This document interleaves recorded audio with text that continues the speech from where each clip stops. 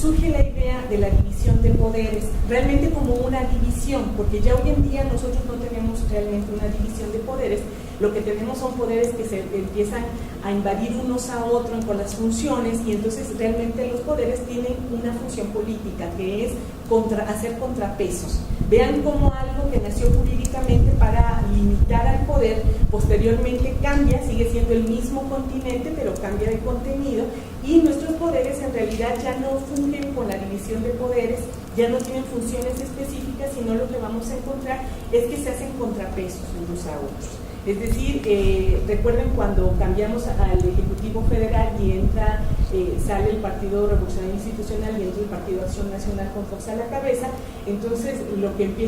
vamos a empezar a ver es que los poderes ejecutivos de las entidades federativas se van a empezar a organizar. Y entonces vamos a tener la CONAGO por ahí que va a surgir para hacerle contrapeso al poder ejecutivo federal. Entonces vean cómo va a cambiar de una división de poderes y división en las funciones a crear realmente poderes que se hacen contrapesos unos a otros.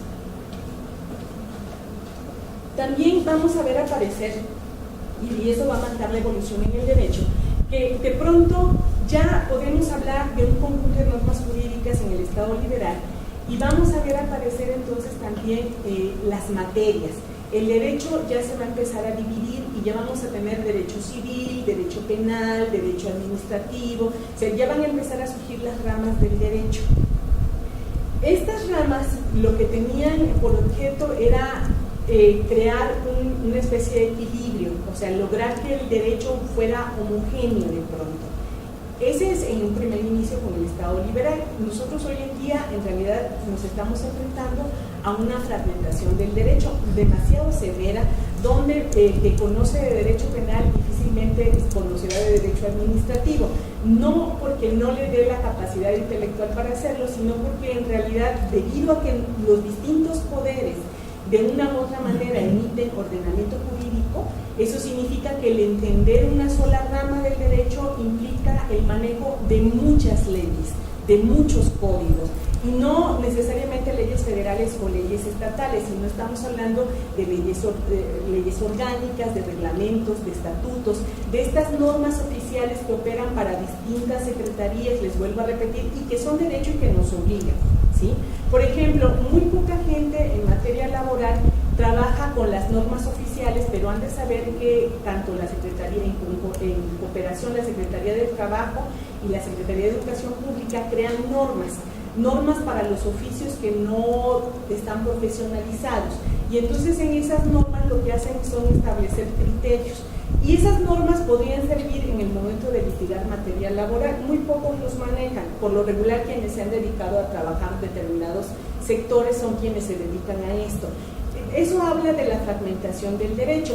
y aunque para muchos podría ser contraproducente, en realidad la fragmentación es parte de la evolución del derecho, y es lo que nos va a permitir entonces este acercamiento entre el poder y el derecho. Vean cómo de pronto los poderes van a ir perdiendo poco a poco sus funciones y se van a ir convirtiendo más que nada en sujetos políticos que se hacen contrapesos unos a otros. Bueno, la idea, esta primera idea de seguridad, certeza y de igualdad es propia de precisamente del Estado liberal.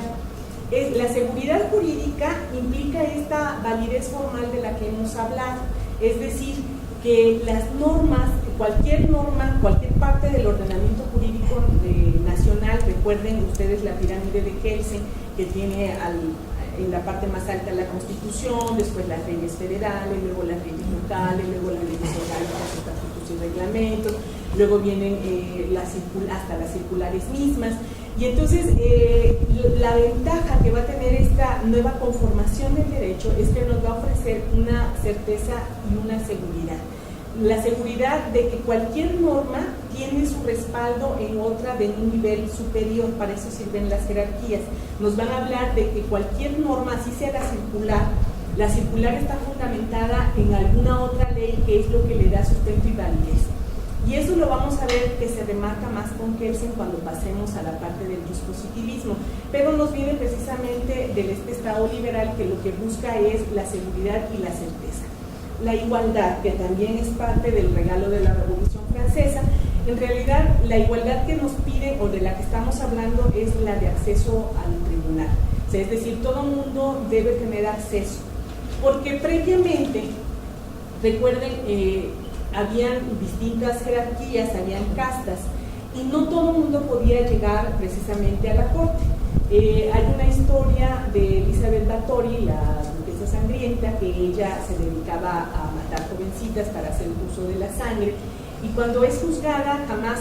se presenta ante la corte. Ella está en su castillo y hasta allá le van a decir qué es lo que va a pasar. Jamás sale del castillo, ni siquiera para compurgar la pena. Ella no puede ir a la cárcel porque es parte de la nobleza. Y los que sí son juzgados y son latigados públicamente para el escarnio de todo el pueblo, pues es la mujer, la doncella que le conseguía a las mujeres jóvenes y el mayordomo que le ayudaba a darles muertes, ¿no? Entonces, la igualdad de la que estamos hablando dentro del Estado liberal no significa que todos somos iguales, porque nunca hemos sido todos iguales, ni en el Estado liberal ni bajo los derechos humanos. Y más ahora bajo los derechos humanos, donde la